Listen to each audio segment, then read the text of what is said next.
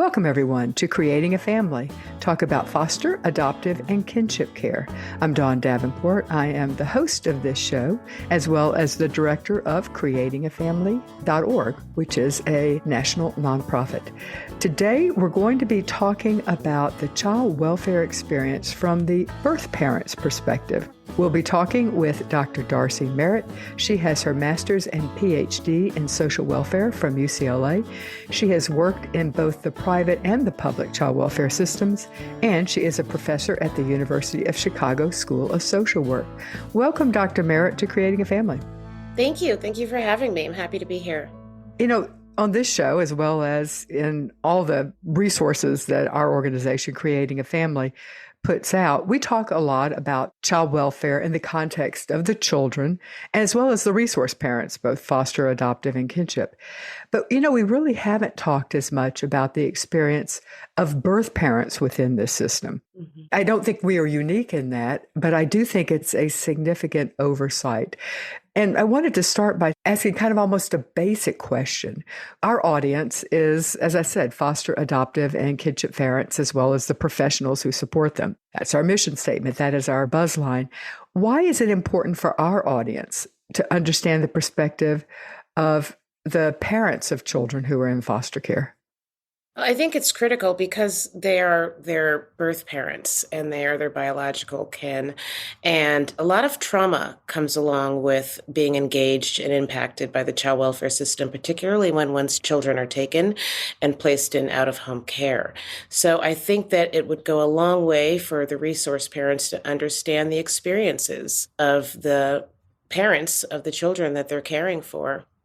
I couldn't agree with you more. And, we sometimes tell our parents, you are seeing the child's parents at their worst. You're seeing them at the worst time of their life. They are scared. They're angry. Even if you could say, well, they probably shouldn't be. They brought this on themselves or whatever it is. The reality is they are still very scared and likely angry and confused and feeling out of control and all of those things. And if ultimately our goal is to get these children back home, it helps to understand and have some compassion for their parents. Well, I think it's important to understand we oftentimes conflate the different types of child maltreatment under the umbrella of child maltreatment. Yes. So on any given day, between 70 to 75% of the children that are impacted by the child welfare system, it's because of poverty, racialized poverty-related neglect.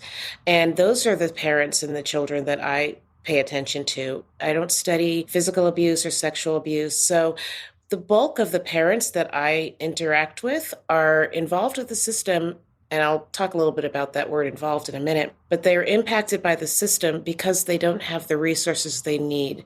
And it's due to histories of marginalization, being disenfranchised financially, a lack of childcare, unsafe housing, a lack of money to provide those basic needs. So the reason why these children come into the oversight of the child welfare system is in large part because their parents are living in poverty. And there's a racialized poverty component as well. The reason I said I'll talk about involved in a minute is because I pay attention to the language that the birth parents prefer to be used. And they have told me that they don't prefer to be referred to as child welfare involved because they're not voluntarily involved. They feel like they're impacted. So I make a concerted effort to use the term child welfare impacted rather than involved as a sign of respect for them and understanding what's going on. Because the bottom line is this: the very second a child is removed from their natural home is the very second the trauma begins. And it doesn't just go away when the child goes back home. It's a traumatic experience for all family members. Yeah, and one that they will hearken back to, yes, throughout their lives.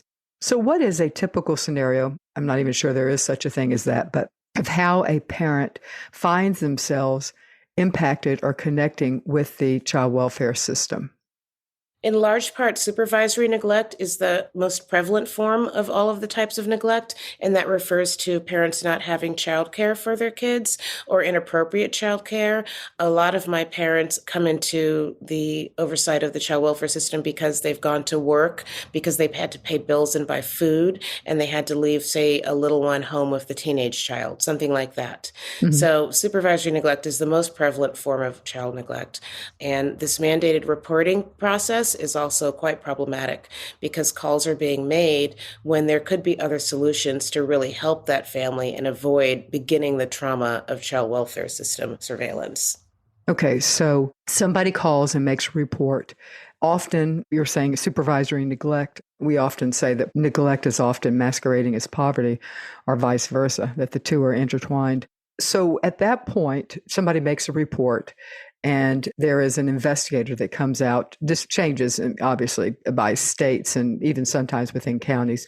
But generally, the scenario is that an investigator will come out and investigate the situation. Is that a typical scenario as you see it as well? That's correct. Most of the reports come from medical settings and from school settings and from community members, disgruntled, abusive partners, Mm. and it can be really problematic when the parents trying to do the best they can. So we tend to look at these parents with a deficit lens, and we need to stop that. We need to think about their strengths and what works in a family, what works well, what families need. I always advise my students that when they're engaging with families that are troubled and having some hard times, for them to start the conversation by asking, what happened to you? Because that sets up a relationship building that the parent doesn't automatically feel blamed for doing something wrong. I mean, imagine sitting in your home, you're doing the best you can, you are experiencing poverty, you come from a marginalized racial background, and somebody shows up at your door and says, you're not doing it right. Let me now take over your family. I'm the authority, and I have the power to remove your child if you don't listen to what I'm telling you. That is very traumatic, and it Mhm. snaps away all of the power from the birth parents, and then the power goes to the resource parents if children are taken and moved to those parents, to those families. Mhm. So it's just a really stigmatizing, traumatic experience. There's power dynamics that are very, very troubling between the moms and the dads and the authorities that are taking control over the household, essentially, all due to parents not having childcare, parents not having enough money to properly feed their kids. Parents might have some mental health challenges. Parents might have some substance abuse challenges. And all of these could be linked to a broader context of their lived experiences, which we're not paying attention to enough. To support what you're saying, I'm going to cite some stats, and you may have problems with these stats, so say that if you do. But the Adoption and Foster Care Analysis and Reporting System, what we usually call AFCAR, it is an annual report, usually a couple years behind. It documents a lot of data associated with children coming into state care. And one of the things that they report on are the circumstances associated with the child's removal. I'll just read a couple of them. The top circumstance is neglect. 63% of children come into care due to what is reported on their file as neglect, which is what we're going to talk some more about and what you've already mentioned, that neglect is often really just poverty.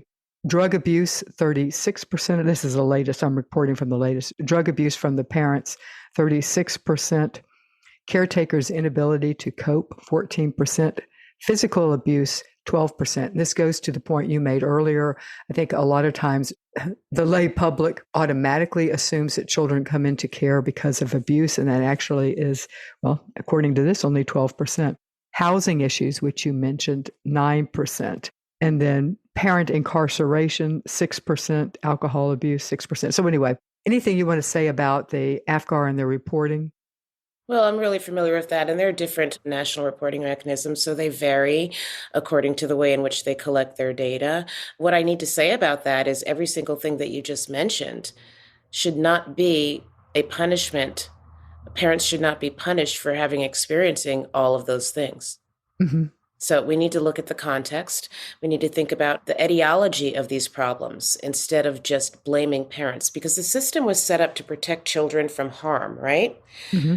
Parents that are experiencing or end up being deemed neglectful due to racialized poverty, they don't intend to neglect their kids. They may not even consider it neglect. That's correct, because Yeah, we're not looking at things from a strength-based perspective. Like I've right. had some parents tell me that a caseworker has come in and admonished them for not having fresh food in the refrigerator. And she saw that as a negative. But really what the parent said was, I have frozen food in my freezer because it lasts longer. Hmm. So that's a strength. Right. Or I live in a grocery desert Hmm. and there isn't fresh food, so I'm buying canned food or frozen food. Hmm. I think we need to ask ourselves, what is the Child Protective Service system supposed to do? Is it supposed to blame parents because they're poor and minority, or is it supposed to protect children from poverty? Because the original legislation was not set up to have this protective system that disproportionately impacts Black and Brown families. It was not set up to mitigate poverty effects. That's not what it was set up to do, but that's what we're doing. I call it the Mm. child poverty surveillance system rather than the child protective service, because really we're surveilling people who live in poverty. So, how do you factor in substance abuse disorder? There are people with substance abuse disorder who it is possible that they have it together enough that they're able to raise their kids, but a lot of them cannot. We have a dearth of treatment and rehab facilities, particularly affordable ones. What are your thoughts on that? Because that is a significant, I was actually surprised it was only 36% because it seems anecdotally, it seems to play a bigger role. Yeah, so what you just said, the fact that we have a dearth of available and affordable services, that's the problem. That's what we need to do. We need to make sure that we get help for people, but removing children when we can get some help and supports in place. At all times, we need to be doing our very best to avoid the removal of children. Now, I know substance abuse issues and mental health issues can be extremely challenging, and children can be placed in unsafe conditions due to that. So we need to address that problem rather than at the front end, making sure that the children are removed without also trying to support the mom or dad in their substance use challenges. So, how would that work? I can see the movement towards kin first, Hmm. meaning, do you have a safe family member who can care for this child while you go into rehab? And I do think that probably happens some. Hmm. I think it needs to happen more. Yeah, I think so as well. It's supposed to be. That is what we're supposed to be doing. Yeah. But the child is still removed. How would you envision a scenario where a child would be able to stay in the home with the parent while the parent is hopefully going into rehab successfully? I suggest that we would really put our efforts into wraparound services in a sense and relying on the community members and just exhausting all avenues towards finding family members. Or it doesn't even have to be a family member, like somebody close to the family, somebody that has a relationship with the family where that stigma is then eliminated, where they can get the help to take care of that family. I mean, affluent communities do this all the time. I mean, there's a lot of substance use in affluent communities. Absolutely. The reality is substance abuse disorder cuts every socioeconomic. And if you don't believe it, you're Hmm. putting your head in the sand. Hmm. So describe a scenario how affluent families would handle it. Well, affluent families typically don't end up under the surveillance of the Child Protective Service system. So they handle That is it true. because they have the privilege to not have those reports made, because they have supports. They can pay for their substance abuse treatment. They can have community members and all kinds of services they have access and availability to engage with. So they're typically not, I mean, we do have cases of affluent families coming under the oversight of the system, but it's very rare. It's very rare.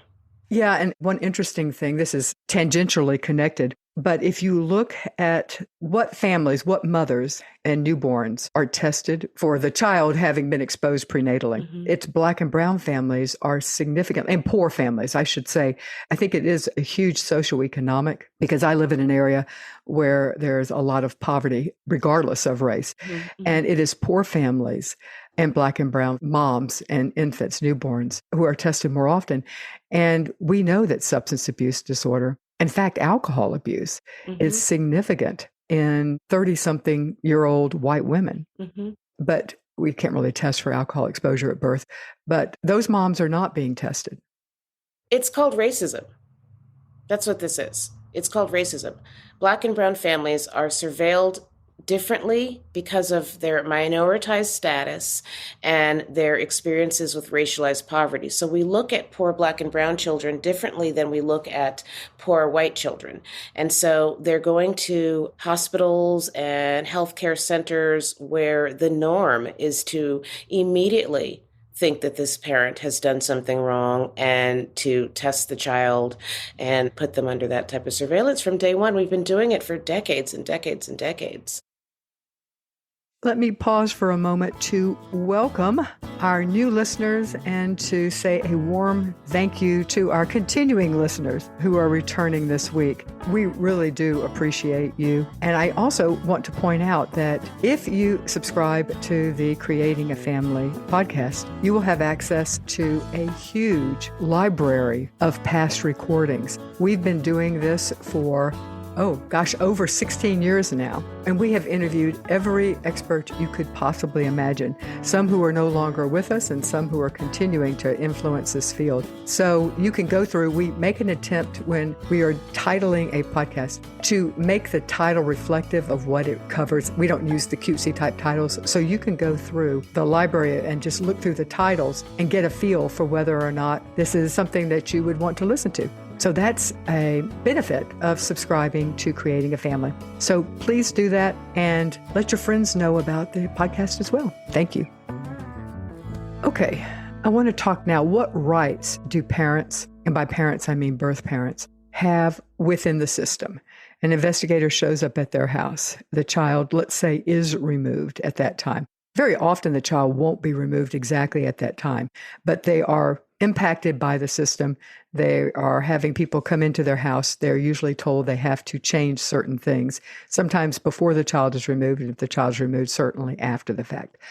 What rights do parents have when this is happening? Well, they unfortunately don't know their rights, but they don't have to let that person in the house without a court order. They need to have representation, legal representation, but they literally do not have to open the door and let somebody into their home without a court order. But people don't know their rights. People are petrified and afraid because they're being told that if you don't do this, we are going to take your child away. So they need legal representation from day one. The minute somebody knocks at your door, I just always pose to people, think about your own families.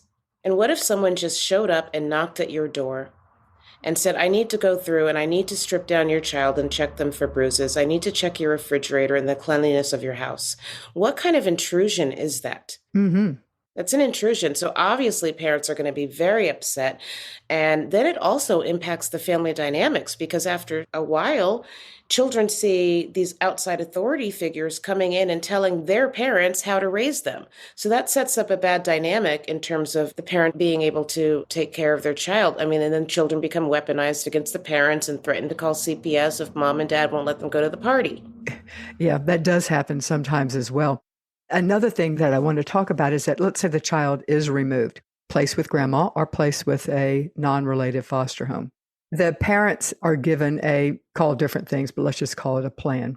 Whatever the reason is that the child was removed, be it lack of housing or anger issues or whatever. So part of their plan, let's say, is to get a job, get housing, to take parenting classes. So often this is a full-time job just working the plan. And I know of so many cases where transportation is a huge issue. So they're having parenting classes, but they have parenting classes at a time where the parents either can't get there or they don't have transportation to get there. So what are some other challenges that you can describe once the parent is impacted by the system, once a child has been removed and there is a plan in place? What are some of the not just necessarily logistical, but logistical issues and complications that a parent might face in order to, quote, work the plan?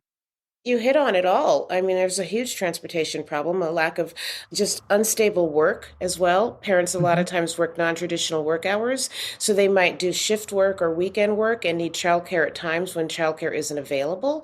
So all of these challenges, they're kind of set up for failure in a way. Because it's similar to when people are released from jail settings, from the carceral system, and they're told you must go to this meeting at this time, and they don't have transportation, and they're placed back into the neighborhood that was negative for them. My parents have overwhelmingly suffered from these types of barriers, a lack of transportation, or something's gone wrong with the house, but they can't get the landlord to fix it because they're behind on their rent. So Hmm. they're avoiding the landlord. I had one parent tell me a horrible story, and she actually lost her kids and didn't get them for 5 years. What happened was she had some kids and she was walking them to school. She always walked them to school. But one time she was sexually assaulted and raped along that route in that area. And so obviously she was traumatized. She went to go get help. She went to mental health professionals. She went to her physical health professionals because she was harmed in both ways. She told the school she was having a hard time. She was so traumatized she couldn't walk the child back in that neighborhood to go to school. So what happened? All three professionals called CPS to complain. The mental health professional called, her doctor called, then the school called to say she's not bringing the child to school. Hmm. Nobody did anything, thought outside the box, and was creative and said, hey, maybe we can get a school bus to come get this child or get somebody to walk this child to school, or let's help. So now Hmm. she's been given the message that when she did the right thing by sharing what was happening, Hmm. her kids were taken. She didn't get them back for 5 years. Hmm. And she had been sexually assaulted and raped. And it's those type of stories that we have to keep in mind. And if the children have been placed in a foster home, that story probably wouldn't have been shared. Kinship parents, that story may well have been shared. So I'm focusing now on non-related foster parents. So how can foster parents learn and become allies of their foster child's parents? They have to do the work. They have to have compassion for the birth parent. First of all, have compassion and let that show. Developing a relationship with them, asking the parent, what happened to you? What happened to your family? How can I help? What can I do to help? So that the parent trusts the foster parent, because there's a lot of distrust when you've got your child living with a stranger. A lot of fear. A lot of fear. I mean, think about the standpoint of the horror stories that are in the media about foster parents. Hmm. And foster parents hate that. But can you imagine that your child is living with a stranger whom you don't know? Hmm. And you have beliefs that these people are, and think of all the stereotypes, in it for the money. Abusers are pedophiles or whatever, preferencing their own children. Hmm. So all those things are going through your foster child's parents' mind. That's why foster parents need to understand that. And maybe if they can just do some self reflection and think to themselves, how would I feel if my child was taken from me and placed in the home of a stranger? And just keep that top of mind every minute of every day. Mm-hmm. If you are involved with foster parent, kinship parent, adoptive parent support group, or if you're involved with training foster, adoptive, or kinship parents, you need to know about Creating a Family's interactive training and support curriculum for foster, adoptive, and kinship families. It is a wonderful resource. We have a library of 25 curriculum. Each curriculum comes with a video, a facilitator guide, a handout specific to that topic, and an additional resource sheet. The topics are directly relevant to parenting foster, adoptive, and kinship families. You can check it out at parentsupportgroups.org. That's parentsupportgroups.org. How does generational poverty factor in? Well, it's a huge problem, and that's why we have generational exposure to the child welfare system, to the child protective service system as well, because now we're assessing the likelihood and risk of a child being neglected or abused based on their parents' history with the system. So when people don't have generational wealth and they have no opportunity to gain generational wealth, and they have less education, fewer employment opportunities, they live in low resource neighborhoods and school districts, and they can't pull themselves out of this poverty, then they're going to continually be under the surveillance, because a lot of these reports come from these neighborhoods. People that interact with different systems, whether they're getting TANF or food stamps and SNAP, other mental health services, substance abuse services, a lot of information is being collected on the family. And so you just have an entire dossier of records of all the things and all the problems that this family has experienced, from grandma to mom to the child. And it just perpetuates as a cycle. And it's really, really problematic. And we need to figure out how to disrupt that cycle We need to reimagine what the system is in place for, what the system is supposed to be doing, and how can we better support parents who are in need from a place of love and respect, and not just punitive oversight with a deficit lens. Who are the most common reporters to the child welfare system? You mentioned schools. Medical settings and schools. And now, in addition, you're saying some of the public benefit providers as well? Yeah. And community members. There can be some reports that aren't true from disgruntled people in the community, but most of the reports come from medical professionals and school professionals. So when a child falls off a slide at the playground and goes to the doctor, and the doctor might not believe the mom that he fell off and that there wasn't any abuse involved, medical neglect also happens. Those calls are made when mom or dad can't get the child to the appointments. And so they're being accused of neglecting their medical needs. But those same challenges that you mentioned earlier, a lack of transportation, having to go to work, these things, those are the barriers that prevent parents from getting their kids to all the medical appointments. And the bottom line is this: these parents have no reason to trust authority figures that they know have the power to call on them and remove their children. So there's this level of understandable avoidance in the first place for these parents to engage with these professionals because they know the stakes. They've developed their own institutionalized language, which is really sad. I've got parents that use the term catch a case. They're afraid to catch a case. And the Black moms that I've interviewed, and I've interviewed a lot of them, they have to navigate the world very differently.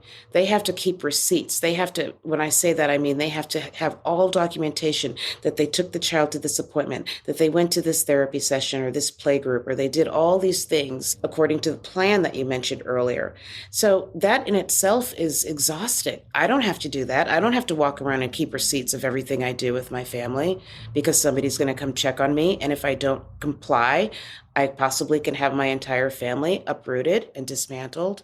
Are you saying that they're keeping these receipts once they're impacted by the system? Not before. Sometimes before, because they know if they're in a community where they see caseworkers coming through the apartment building all the time, Black families know that they have to be on alert all the time. And so they might be keeping receipts before. The people that probably don't keep receipts are people like myself, people who have privilege, socioeconomic and educational privilege. Yeah. I mean, same here. I wouldn't. Exactly. And I also use my own judgment frequently with, is this serious enough to bring them to the doctor? And, take the approach that let's wait and see. That's a common thing. If you are a regular listener, you have heard us talk about Jockey Being Family and their support for free courses that we offer for you. You can find these free courses at bit.ly/JBF support. The Jockey Being Family Foundation has supported us offering these free courses for many years. They are excellent courses. You can use them for continuing education if you need continuing ed. But even if you don't, it could help you improve your parenting. So check it out and tell a friend. I want to now move into race. As far as the majority of children, again, I'm going to quote from the latest AFGAR report, 46% of children in foster care are white, 21% are Hispanic of any race, and 20% are Black or African American. So let's talk about the impact of race. We've talked about socioeconomic, but let's also now move to talking about the impact of race. Sure. We can't disentangle race from poverty in the context of Child Protective Services. We can't. They are looked at differently. They are in settings where racism is alive and well. Well, first of all systems in the United States are embedded with systemic racism because our country was founded on racism. We can't disentangle it, so we need to acknowledge that. And there are poorer outcomes for those kids. Black and brown kids are harder to place. I'm sure you're aware of that. They're harder to place, much like babies are easier to place. Teenagers are harder to place. Black and brown kids are viewed as more problematic because of their parents, and their deficiencies are highlighted rather than their strengths.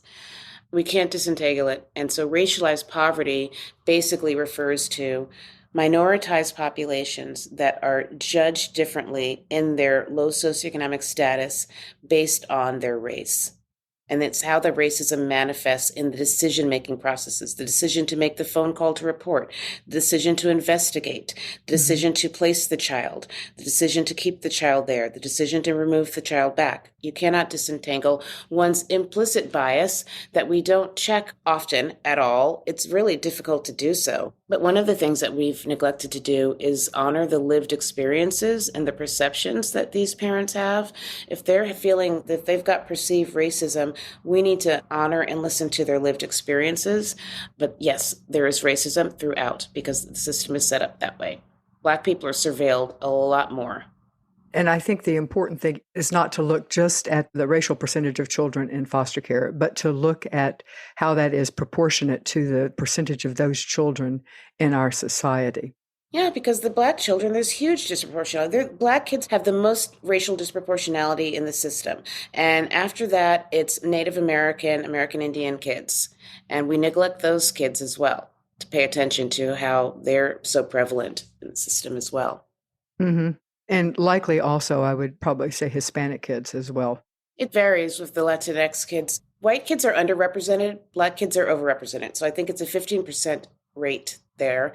The Latinx children, it's regional. So there's overrepresentation in some parts of the country and about even an underrepresentation in other parts of the country. It's a little bit mixed. Oh, that's interesting. Yeah, the AFGAR does not reflect that. It's a national conglomeration. Okay, interesting. I am particularly interested. You have done some research on the area of working memory on parental decision making. At Creating a Family, we have been very involved in doing a lot of research and creating a lot of trainings to help people be more aware of the impact of prenatal substance exposure, alcohol as well as drugs, on children. And one of the fascinating things that's being studied more right now is that many of the mothers who are prenatally exposing children were also prenatally exposed as infants or as fetuses themselves. And it's fascinating. And there's also, and I won't go into it because it's really beyond me, to be honest, but also it's getting pretty deep, but the epigenetic influences of prenatal substance exposure. If that person's mother had drank during pregnancy or used drugs during pregnancy, it can impact the next generation. Anyway, I'm fascinated by the understanding, and certainly, let me close the circle here to working memory. We know that one of the hallmarks of especially alcohol exposure, but also to a lesser extent drug exposure, is to affect executive function. It's to affect short-term memory. Those are huge issues. And it drives a parent raising this child crazy until they come to the understanding that the child is doing the best they can given the hand they were dealt. And they have brain damage caused by this that's impacting their memory. Anyway, as I was reading some of your research, I am so interested in that. So let's talk some about working memory. You may not have gone in the direction at all of prenatal substance exposure, but it's hard to separate because working memory is so often impacted by that.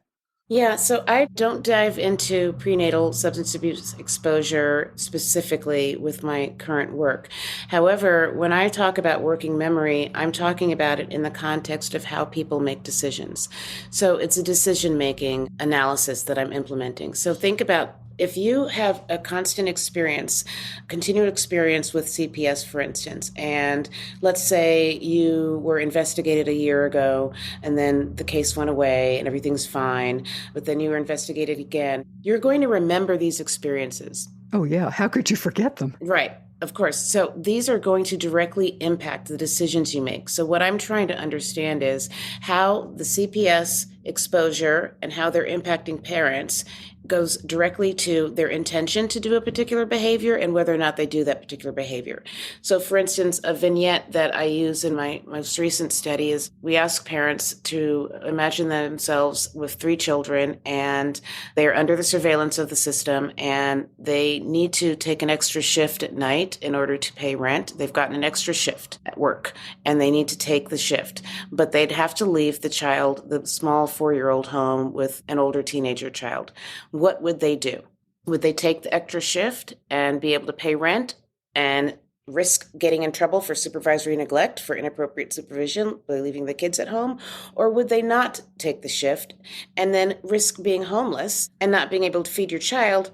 It's a no-win situation. And that also could be cause for having the child removed. Absolutely. Yeah. So what we want to understand is we want to tap into their cognitions about what happened when they were faced with these dilemmas before, that working memory, and determine how that impacts their choices moving forward. And what have you found? Well, we're still doing the analyses right now. Okay. You don't know.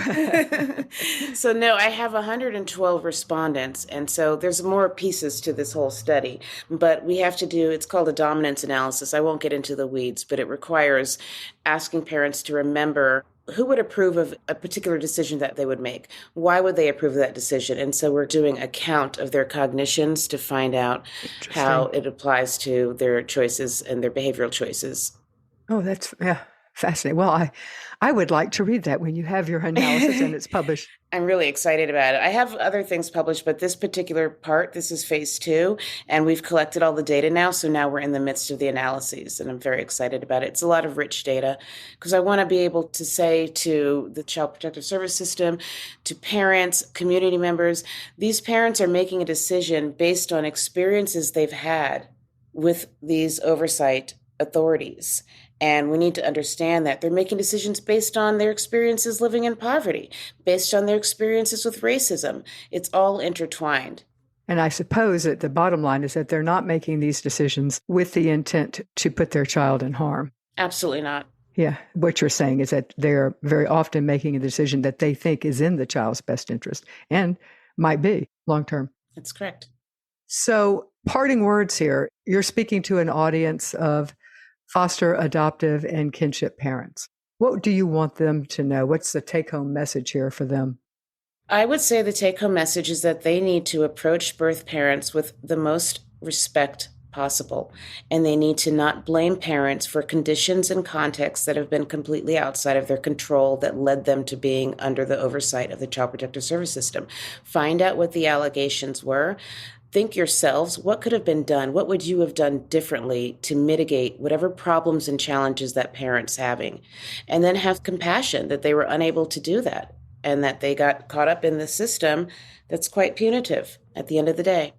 And if you are an adoptive parent, that would mean that the child's parental rights have already been terminated.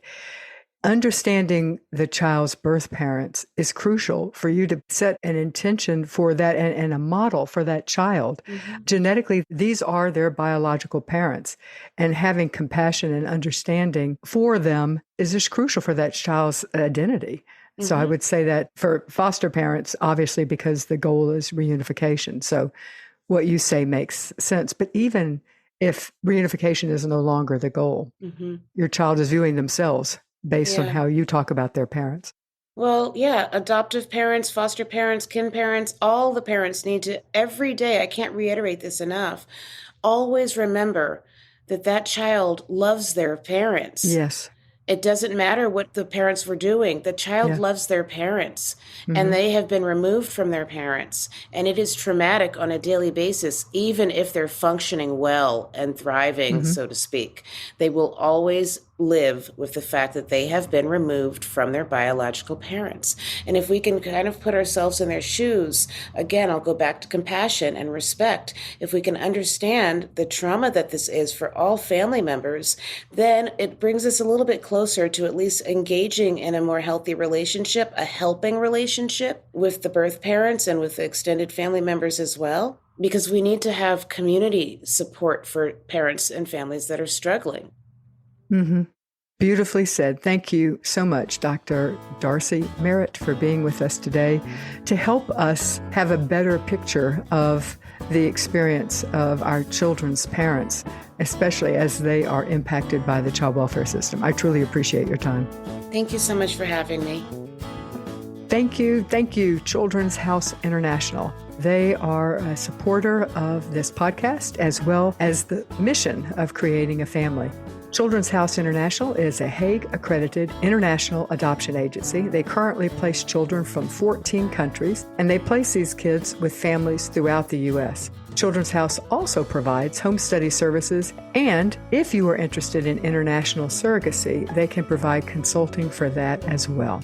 Thanks, Children's House International.